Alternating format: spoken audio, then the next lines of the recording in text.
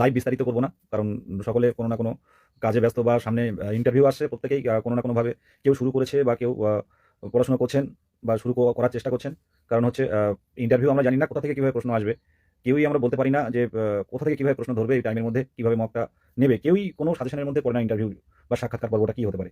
যেকোনো মুহূর্তে নাম বা আপনার ইন্ট্রোডাকশন, আপনার সেলফ ইন্ট্রোডাকশন করে হয়তো আপনাকে ডেমো দিতে বলতে পারে বা এরকম। সুতরাং সবাই চেষ্টা করছে বিভিন্নভাবে সমস্ত কিছু দিক থেকে যাতে কোনো মানে কোনোভাবে যাতে কোনো দুর্বলতা কোনো বিষয় না থাকে, প্রত্যেকে নিজের জায়গা থেকে চেষ্টা করছে। ইন্টারভিউ মকটা ভালো দেওয়ার জন্য ৫ নাম্বার মক আছে, ৫ নাম্বার ডেমো আছে। তো সবাই নিজের জায়গা থেকে চেষ্টা করছে, কেউ শুরু করবে বা কেউ আকর্ষণ পাচ্ছে না এত কম ভ্যাকেন্সিতে। বিভিন্ন প্রশ্ন বা বিভিন্ন অনেকে মেসেজ করেন এই বিষয়ে। তো ভ্যাকেন্সির বিষয়টা যেটা বলছিলাম যে দেখুন, আমরা যারা রাজপথে ২০২২ সালে টেট উত্তীর্ণদের সংঘবদ্ধ করে রাজপথে এ যাবৎকাল আন্দোলন করে এসেছি, কিন্তু এই গত ২ মাস আমরা কিন্তু রাজপথে নেই। তো এর কিছু কারণ আছে, সেগুলো হয়তো সবগুলো সোশ্যাল মিডিয়াতে বলা সম্ভব হয় না। ইন্টারনাল কিছু বিষয় আছে আ যেগুলো হচ্ছে আ যেখানে মুখ্যমন্ত্রী যাচ্ছেন, জেলায় আসলেও আমরা যারা নেতৃত্ব দিই আমাদেরকে পুলিশ থানায় বসিয়ে রাখছেন। এটা একটা বড় ব্যাপার।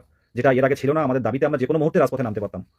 তো কেউ বুঝতে পারছে না যে শেষ প্রাথমিক শিক্ষক নিয়োগ হয়েছিল ২০১৪ এবং ২০১৭ টেট উত্তীর্ণদের নিয়ে। ১৮-২০ সেশনের ডিএলএড লাস্ট ১৭-১৯ সুযোগ পেয়েছিল ২০১৭ সালের টেটে। আর ১৮-২০ সেশনের ডিএলএড আজও কোনো নিয়োগে অংশগ্রহণ করতে পারেনি। তো ১৮ সাল থেকে হিসাব করলে ১৮, ১৯, ২০, ২১, ২২, ২৩, ২৪, ২৫, এই ২৫ ৮টা বছর ১৮-২০ সেশনের ডিএলএড যারা আছে ৮ বছরে তারা কোনো নিয়োগে অংশগ্রহণ করতে পারেনি। তো একটা দীর্ঘ বঞ্চনা, ৭ থেকে ৮ বছর ১৮-২০ সেশনের ডিএলএড নতুন টেট পেয়েছে ২০২২ সালে। সেই টেটের চলতি নিয়োগ বিজ্ঞপ্তি প্রকাশ করা হয়েছে। এখন ফর্ম ফিল আপ চলছে। তো শেষ প্রাইমারি শিক্ষক নিয়োগ হয়েছিল ২০১৪-১৭ টেট উত্তীর্ণদের নিয়ে। তো এত বছর ফ্রেশাররা সুযোগ পায়নি। দিকে যখন যারা প্রথম দিকে আন্দোলনে নামতেন না মুখ্যমন্ত্রীর দৃষ্টি আকর্ষণে বা হস্তক্ষেপের দাবিতে, শেষের দিকে বিধানসভা বা এপিসি ভবন বা বারাসাতে অনেক ক্যান্ডিডেট যারা রাজপথে নেমে এসেছিল স্বতঃস্ফূর্তভাবে বিভিন্ন সোশ্যাল মিডিয়ার মাধ্যমে খবর পেয়ে যে আমাদের নোটিফিকেশন চাই। তো সেই নোটিফিকেশন এলো। তার প্রায় ২ মাস ৫০ দিন পর ফর্ম ফিল আপ শুরু হলো, কিন্তু ভ্যাকেন্সির কোনোরূপ কিন্তু পরিবর্তন হয়নি। ১৩,৪০০ কত হলো। তো এত কম ভ্যাকেন্সিতে প্রত্যেকেই কিন্তু মানে স্বাভাবিকভাবে প্রত্যেকেই অস্বস্তির মধ্যে আছি। কেউই সেফ জোনে নেই। প্রত্যেকেই, যে নতুন একাডেমি হোক বা ৩৯-৪০ বছর বয়স হোক আর কারো ২৩ বছর বয়স হোক, প্রত্যেকেই কিন্তু একটা চাপা টেনশন একটা কাজ করছে। একটা অভিমান কাজ করছে যে বিদেশ দ্বারা কেন আন্দোলন করছে না। তো এই পরিস্থিতি, তার মধ্যেও সামনের দিনে আমাদের কর্মসূচি অবশ্যই আমরা কর্মসূচি রূপায়ণ করব সেই রকম জায়গা দেখে। কারণ ১৩,০০০ ভ্যাকেন্সি এত বছর পর নিয়োগ, এটা আমাদের কাছে একটা কি বলতে পারবেন, ভিক্ষা স্বরূপ। ভিক্ষুকরা ভিক্ষা চাইলে যেমন যা খুশি পকেটে হয়তো ৩০ টাকা থাকলে তা থেকে হয়তো ১০ টাকা দেওয়া যায় বা ৫ টাকা দিল কেউ, ঠিক সেই রকম এত বছর নিয়োগ হয়নি।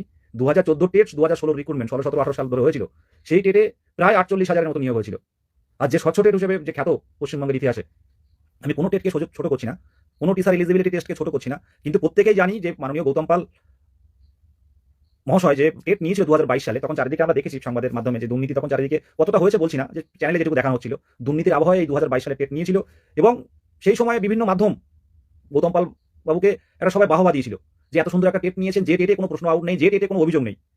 এতই গার্ড দিয়ে বা প্রত্যেকটা টেট সেন্টারে পরীক্ষা সেন্টারে যেভাবে পুলিশের ব্যারিকেড, পুলিশের যে মানে কেউ কানের নাকের হাতের সব খুলে রেখে বাইরে যেতে হয়েছিল, এমনকি পেন নিয়ে যেতে পারিনি আমরা, জলের বোতল পর্যন্ত নিয়ে যেতে পারিনি। তো স্বচ্ছ টেট হিসেবে ২০২২ সাল খ্যাত ছিল, কিন্তু ভ্যাকেন্সি দেওয়া হলো ভিক্ষা স্বরূপ নামমাত্র।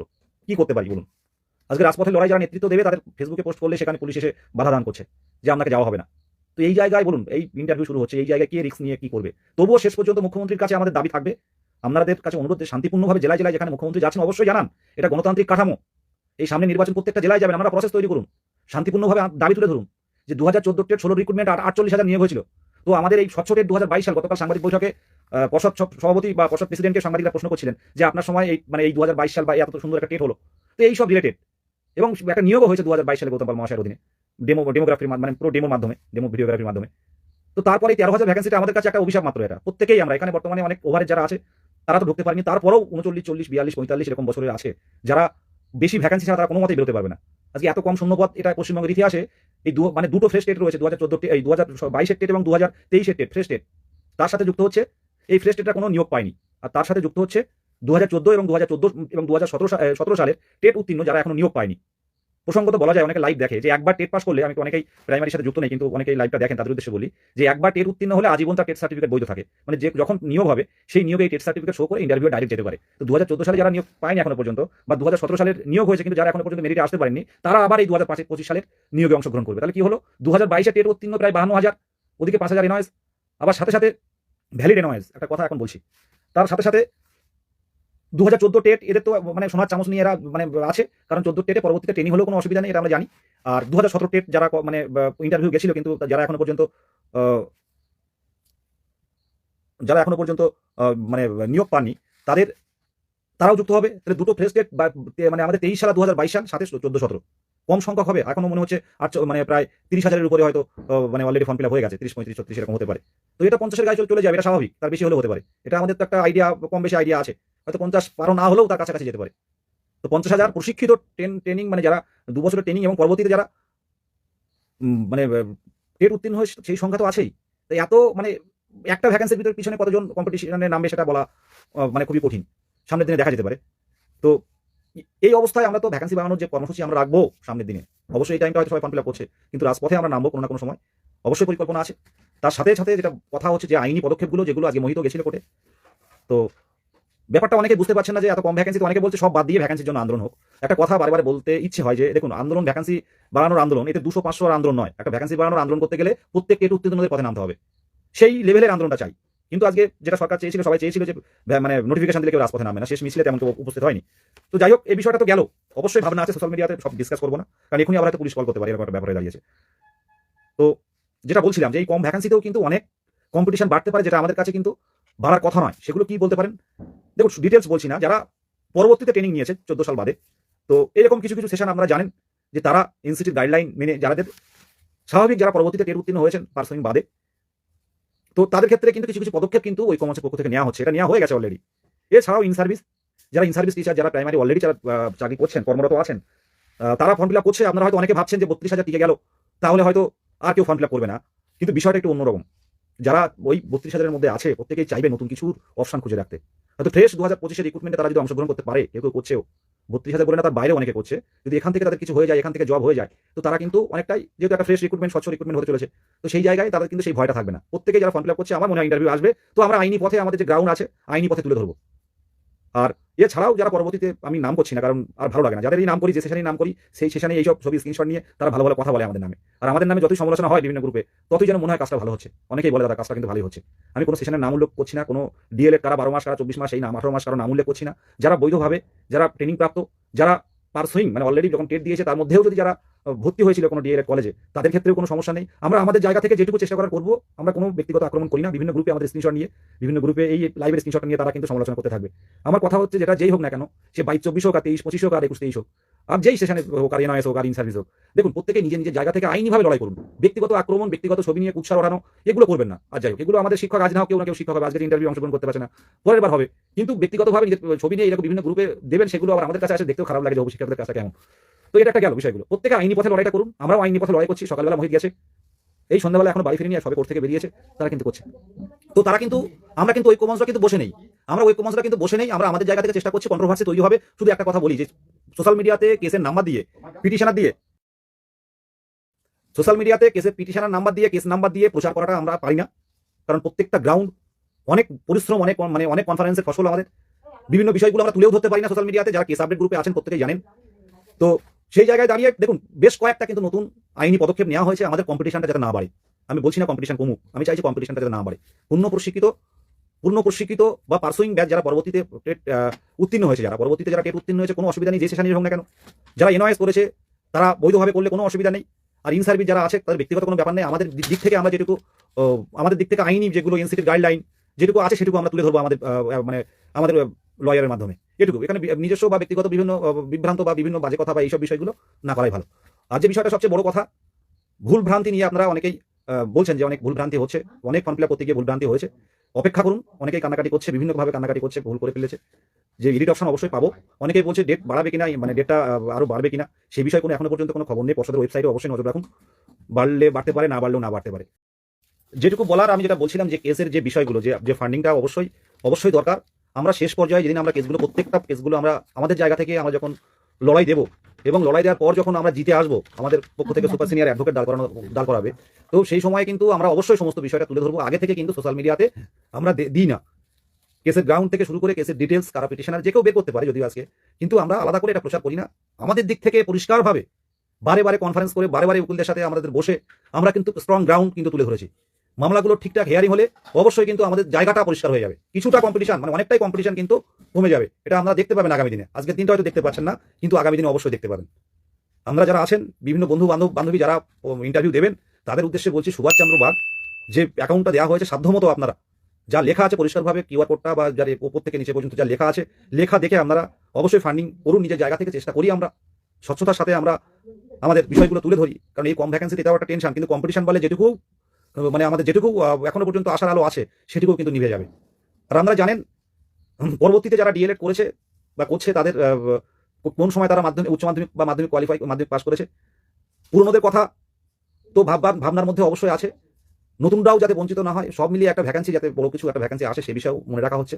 আপাতত আইনি পদক্ষেপগুলো, কারণ যেহেতু 9 তারিখে শেষ, যেহেতু 9 তারিখের ফর্ম ফিল আপ শেষ হচ্ছে, কিছু কিছু পদক্ষেপ এখন নিয়ে নিতে হচ্ছে, কিছু কিছু ফাইল করে রাখতে হচ্ছে, কারণ সামনের দিনে কিন্তু আমাদের যে গ্রাউন্ডগুলো হারিয়ে যাবে যদি ফর্ম ফিল আপ পেরিয়ে যায়। এটা মাথায় রাখবেন, এই জন্য আমরা কোনো কর্মসূচি ডাক দিচ্ছি না, আগামী দিন অবশ্যই হবে। আজ কেটে রাখা ভ্যাকেন্সির কথা বলা হচ্ছে সেটা এসএসসির ক্ষেত্রে, এই 32,000 ক্ষেত্রে সেরকম কোনো আলাদা করে ভ্যাকেন্সি কিন্তু দেখা যাচ্ছে না, ওটা আইডিয়া করে মিজানুর আইডিয়া করে বলা হচ্ছে। তো সেই জায়গা থেকে চেষ্টা করছি ভ্যাকেন্সিটা পুরোপুরি মুখ্যমন্ত্রীর উপরে নির্ভর করে। আবারও বলছি, মুখ্যমন্ত্রী চাইলে এই ফর্ম ফিল আপ যেভাবে যা হচ্ছে কোনো অসুবিধা নেই, কিন্তু মানে আমাদের নিয়োগের আগে পর্যন্ত ভ্যাকেন্সি কিন্তু যে কোনো মুহূর্তে বাড়াতে পারেন, যে আমার আরো 10,000 কি 10,000 আমার আরো ভ্যাকেন্সি দরকার প্রাথমিকে, তো যে কোনো মুহূর্তে দিতে পারেন। আপনারা নিজের জায়গা থেকে কোনো বিরূপ প্রতিক্রিয়া না করে, কোনো অশান্তি না করে, কোনো সমস্যা ক্রিয়েট না করে, আপনাদের জেলায় জেলায় যখন মুখ্যমন্ত্রী শিক্ষামন্ত্রী মন্ত্রীরা যাচ্ছেন তাদেরকে আপনারা ডেপুটেশন দিন, নিজে হাতে লিখে দিন যে শেষ প্রাইমারি শিক্ষক নিয়োগ হয়েছিল এত সালে 14-17 নিয়ে, আমরা 2022 সাল 5 বছর পর পরীক্ষা দিয়েছি এবং প্রায় 3 বছর আমাদের রেজাল্ট পাবলিশ হয়ে গেছে, ন্যায্য অধিকার আরো কিছু ভ্যাকেন্সি বাড়ুক। সামনের দিনে জেলায় জেলায় যাবেন, সেই জায়গাগুলো তৈরি করুন, বাড়ির কাছ থেকে মুখ্যমন্ত্রী চলে আসেন, জানান আপনারা। আমি তো অশান্তি করতে বলছি না, শান্তিপূর্ণভাবে দিন। ডিএম আছে, এসপি আছে, আপনার কাছ থেকে এগুলো বাড়ির পাশ থেকে গেল দিদিকে যদি কোনোভাবে জনসংযোগে থাকেন, এগুলো দেওয়া জনসংযোগ মানে প্রত্যেকের সাথে কথা বলবেন যারা পাশাপাশি থাকে, যে নিয়ম। আমি বলছি না যেখানে স্টেজে ম্যাডাম আছেন সেখানে কি আপনারা কোনোভাবে ব্যাঘাত ঘটাতে, এটা আমি বলছি না।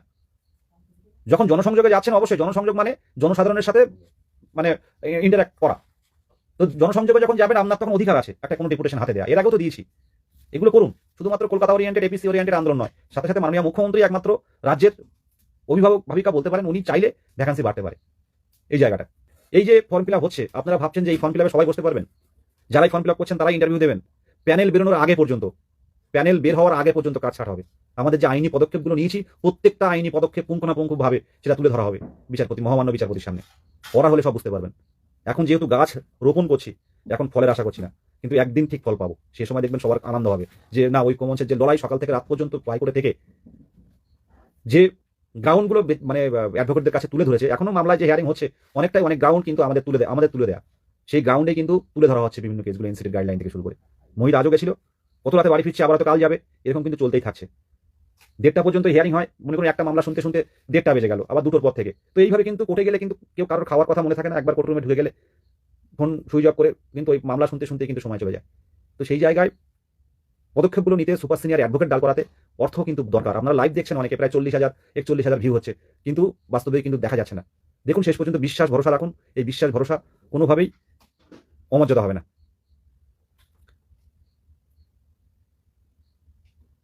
সুভাষচন্দ্র বাগ কমেন্ট করেছে, ওনার এতে আপনারা ফান্ডিং করুন প্রত্যেকেই। আর ভুলভ্রান্তি যাদের হয়েছে অপেক্ষা করুন, এডিট অপশন থাকবে। যারা জেলার বিষয়গুলো যাদের বলছিলাম, জেলাগুলো নিয়ে যারা বিভ্রান্ত হচ্ছেন, দেখুন একটা কথা বলি, স্টেট ওয়াইজ আমার যে ব্যক্তিগত ধারণা, স্টেট ওয়াইজ শূন্যপদ পূরণ হবে, স্টেট ওয়াইজ র্যাঙ্ক অনুযায়ী সেটা হয়তো হতে পারে। এগুলো যেহেতু কিছু কিছু বিষয় সরকারের হাইট থাকে, কিছু কিছু বিষয় লুকানো থাকে, তাদের পদক্ষেপের উপর নির্ভর করে, আগে থেকে বলতে পারেন। কিন্তু আমার ব্যক্তিগতভাবে মনে করুন কোনো জেলায় 80টা ভ্যাকেন্সি রয়েছে, সেই 80টা ভ্যাকেন্সি মনে করুন প্রথম 80 জনকে যারা র্যাঙ্ক করেছে ডেমো বা একাডেমিক স্কোরে যারা এগিয়ে আছে, 80 জনকে নেওয়ার পর আপনি তখন আর ওই জেলায় থাকবেন না। মনে করুন আমার 81 নম্বরে আপনার নাম আছে, তখন আপনার স্টেট ওয়াইজ হবে, হয়তো আলিপুরদুয়ারে বা আপনার জলপাইগুড়িতে হয়ে গেল, তখন এইগুলো স্টেট ওয়াইজ হবে, আপনার বিভ্রান্ত হবে না। কোনো জেলায় মনে করুন 50টা ভ্যাকেন্সি আছে, তো 50টা আছে বলে আপনি ওখান থেকে হারিয়ে যাবেন এমন নয়। 50 জন হওয়ার পর আপনি আর ওই জেলার থাকছেন না। উত্তর 24 পরগনায় মনে করুন 100টা ভ্যাকেন্সি রয়েছে, তো 100 জন প্রথম থেকে নিল, এবার আপনি উত্তর 24 পরগনায় করলেন, মনে করুন আমরা 150 নম্বরে গিয়ে 150 জনের পরে হচ্ছে, তো আপনার কি হবে, তখন আপনি এই জেলায় থাকবেন না, তখন আপনি স্টেট ওয়াইজ যে কোনো জায়গায় দিতে পারে, হয়তো ডায়মন্ড হারবার দিতে পারে, হয়তো বর্ধমানে পাঠিয়ে দিতে পারে, হয়তো পুরুলিয়ার কোনো প্রত্যন্ত গ্রামে চলে যেতে পারেন। তো এগুলো হবে। এখন যে বেকারত্বের যন্ত্রণা, সত্যি কথা বলতে কি দিন দিন পরিস্থিতি খুব আরো বাজে হয়ে যাচ্ছে, বাড়ির দিকেরও অবস্থা খুব ভালো নয়। বনে জঙ্গলে মাছ কাঁকড়া ধরেন বাবা, বয়স হয়েছে, তো দিন যত যাচ্ছে চাপ বাড়ছে, একের পর এক মামলা হচ্ছে কলকাতা হাইকোর্টে, অনেকেই রিক্রুটমেন্ট কে চ্যালেঞ্জ করছে, অনেকেই সুপার টেট চাইছে, তো এইরকম বিভিন্ন মামলা হচ্ছে। তো তার মধ্যে আপনারা হয়তো ভাবেন যে এত বিদেশদা তোমাদের, বিশেষ করে আমাকে অনেকে ফোন করে যে চেহারাটা অনেক খারাপ অবস্থায় গিয়ে দাঁড়িয়েছে, যে আগের মতো নেই, তো মানসিক একটা চাপ থাকে। অবশ্যই আইনি পথে সাহায্য করুন। সামনের দিনে যে যতটা আপনারা ফর্ম ফিল আপ দেখতে পাচ্ছেন, এতজন সবাই কিন্তু ইন্টারভিউ যেতে পারবে না। লাইভ আর দীর্ঘায়িত করবো না, প্রত্যেকেই পড়াশোনা করুন, ডেমোটা ভালো করে করুন, কারণ মক কোথা থেকে কিভাবে ধরবে, যে 3 জন যারা থাকবেন, 3 জন ইন্টারভিউয়ার থাকবেন, ওনারা কিভাবে ধরবেন, মানে কোন কোশ্চেন কিভাবে ধরবেন, মেনলি আপনার কথা, আপনার কথা বলা, আপনার একটা শিক্ষক হিসেবে কতটা আপনি উপযুক্ত সেটা তুলে ধরতে হবে ওনাদের সামনে। আর ডেমোটা আপনার মতো করে দিতে হবে। ওইটুকু জায়গায়, ছোট্ট জায়গা, খুব বড় জায়গা নয়। আপনারা হয়তো ভাবছেন বা যে বড় একটা ঘর হয়তো দিয়ে দেবে রুম, কিন্তু ওটা না, ওটা তেমনটা নয়। খুব ছোট্ট জায়গা, তার মধ্যে আপনাকে ডেমনস্ট্রেশন করে দেখাতে হবে। প্রত্যেকেই যেহেতু ইন্টারভিউ আমরা যাচ্ছি, কম বেশি ভয় তো থাকবেই। সেই ভয়টা ভাঙাতে গেলে বাড়ির সবার সামনে বা আপনার কোনো বন্ধুরা মিলে ডেমনস্ট্রেশন করছেন, তো সেগুলো সবার সামনে ভয়টা ভাঙাতে হবে। আর প্রত্যেকেই ইন্টারভিউ রুমে ঢুকতে গেলে কারো না কারোর মানে একটু বুকটা কাঁপলেও কাঁপবে, পাটা কাঁপলেও কাঁপবে। কারণ এই জায়গাটা প্রত্যেকেই, আমরা এই 3 বছরের একটাই লক্ষ্য ছিল যে ইন্টারভিউ যাব, নিজের স্বপ্নটা পূরণ করব। এই জায়গাটা আমাদের যে সবচেয়ে মানে বেটারটা দেবো আমরা, সুন্দরভাবে তুলে ধরবো। জানি না কত টাইম দেবে ডেমোতেও বা মকে কি টাইম দেবে জানি না। শুরু করবেন সুন্দরভাবে, তাড়াহুড়ো করবেন না, এটুকুই। প্রত্যেকে পড়াশোনার মধ্যে থাকুন, অনেকেই কাজ করি আমরা, টিউশনি পড়াই, তার মধ্যে যেটুকু টাইম পাই। তবে খুব বেশি চাপ নিয়ে ফেলবেন না, বেশি চাপ নেবেন না। নর্মালি যেমন টেট পড়েছিলেন সেরকম নর্মালি পড়াশোনা করুন, ডেমো দিন, ডিএলএড বইগুলো পড়ুন। আর এখন তো মানে সোশ্যাল মিডিয়ার যুগে অনেক নোট, ইউটিউব হলো, প্রচুর মানুষ তো ইউটিউব দেখে দেখে করছে। ইউটিউবেও তো অনেক রকম দেয়া থাকে, মানে কীভাবে ডেমনস্ট্রেশন করবেন, মক কীভাবে হবে। ইউটিউব তো একটা এখনকার যুগে একটা বড় অস্ত্র। আর যারা পড়ছেন না তাদের উদ্দেশ্যে বলবো যে ডেমোটা দরকার আছে। মকগুলো সামনাসামনি একের পর এক প্রশ্ন ধরছে, উনি ধরছেন। তো এগুলো প্র্যাকটিস দরকার আছে, পড়তে হবে। এমন না কেউ যদি আশেপাশে সবাই মিলে, বন্ধুরা মিলে বা কোনো দাদা মনে কোনো চাকরি করে, তো তাকে রাখলেন, তো রেখে আপনারা মকটা নিলেন। এরকমভাবে সেলফ স্টাডি করতে পারেন, খুব ভালো। অনেকেই সেলফ স্টাডির উপর ভরসা করে টেট উত্তীর্ণ হয়েছেন, ভালো নাম্বার পেয়েছেন, আবারও সেলফ স্টাডি করে ইন্টারভিউ দেবেন। নিজের উপর একটা ভরসা থাকে। দেবী রানী মানে দীঘায় বাড়ি, ওনার বাবা, আমাদের কাকু, আমাদেরও বাবা, আমাদের বেশ কয়েকটা কলকাতা কর্মসূচিতে এসেছিলেন। তো কর্মসূচিতে এসে আমার কাছে ফোন করতেন যে বাবা তুমি পারবে। বাড়িতে হচ্ছে বিশাল কালী মন্দির, মানে একদম দক্ষিণেশ্বরের মতো ওই প্যাটার্নে তৈরি। তো খুব মানে কালী মন্দির, খুব ধার্মিক মানুষ ছিলেন। তো বেশ 2-3 বার আন্দোলনে এসেছিলেন দেবীকে সাথে নিয়ে, আমাদের ছোট বোন।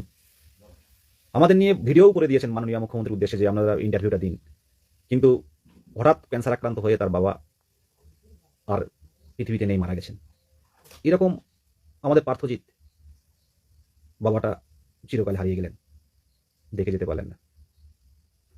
আমাদের ঠিক টাইমে যদি ইন্টারভিউ আসতো, ঠিক টাইমে যদি আমরা ইন্টারভিউ পেতাম, ঠিক টাইমে যদি আমরা শূন্যপদ পেতাম, তাহলে হয়তো আমাদের এই বাবাদেরকে হারাতে হতো না। আর অনেক ক্যান্ডিডেট যারা আছে তারা আর বয়সের কারণে, প্রাইমারি শিক্ষক হবে বলেও আশায় ছিল, যে কোনো পেশায় কাজ করতো, অনেকেই আছে বয়স পেরিয়ে গেছে, কারো 1 মাস, কারো 2 মাস, কারো 6 মাসের কারণে তারা কিন্তু টেট উত্তীর্ণ হয়েও কিন্তু চলতি নিয়োগে অংশগ্রহণ করতে পারছেন না।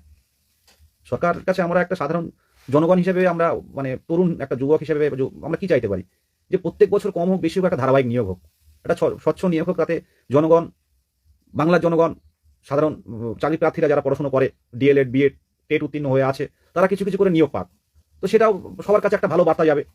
তো সেই জায়গায় একটা নিয়োগ, এতদিন পর একটা নিয়োগ হচ্ছে, 2014-17 নিয়োগ 2022 সালে হলো, 17 সালে টেট উত্তীর্ণদের নিয়োগ 22 সালে হলো, আর 22 টেট উত্তীর্ণদের নিয়োগ আজও হয়নি, এখন ফর্ম ফিল আপ চলছে।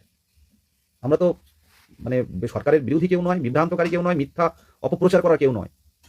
আমরা ন্যায্য দাবিতে ছোটখাটো আন্দোলন করি, রাজপথে হস্তক্ষেপের দাবিতে, ন্যায্য অধিকারের দাবিতে, গণতান্ত্রিক পদ্ধতি মেনে, জনগণের অসুবিধা না করে। দেখা যাক সরকার আর আমাদের এই কম ভ্যাকান্সির পরিবর্তে আরও ভ্যাকান্সি বাড়ায় কিনা।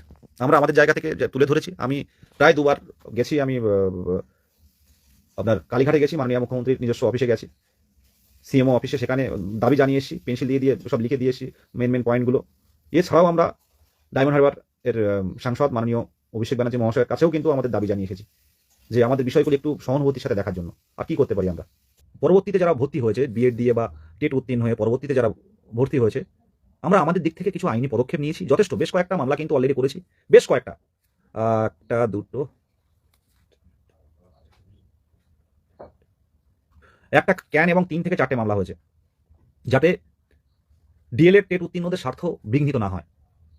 আমরা ছেড়ে দিলে কি হতে পারে, অনেক টেট উত্তীর্ণ, আরও বেশি টেট উত্তীর্ণরা ইন্টারভিউ আসতে পারেন। সেই জায়গাটা আমাদের দিক থেকে চেষ্টা চলছে। প্রত্যেকেই আইনি পদক্ষেপে সাহায্য করুন, যে কিউআর কোড দেওয়া হয়েছে সুভাষচন্দ্র বাগে, সেখানে দিন, দিয়ে এই মানে এই একটা বিশাল একটা আইনি যুদ্ধে কন্ট্রিবিউট থাকুক। সামনের দিন নিজের স্বপ্ন পূরণ করে একটা দিন হয়তো স্কুলে গিয়ে বলতে পারবেন যে ঐক্যমঞ্চ, এই মোহিত করাটি বিদেশ গাজীরা এই পদক্ষেপ নিয়েছিল বলেই আজকে কিছুটা হলেও কম্পিটিশন কম ছিল। এই জায়গাটা কিন্তু আপনারা বলতে পারবেন। নিশ্চয়ই ভোটের আগে আশা করছি হয়তো প্যানেল বেরিয়ে যাবে। অনেকেই বলছে বেরো হবে না, কিন্তু আমাদের দিক থেকে 7 রকম চেষ্টা থাকবে। সবে তো নিয়োগে অংশগ্রহণ করেছি, সামনের দিনে অনেক পদক্ষেপ থাকবে, অনেক লড়াই থাকবে, ট্রান্সপোর্টের হোক আর আইনি পথের হোক। প্রত্যেকে ভালো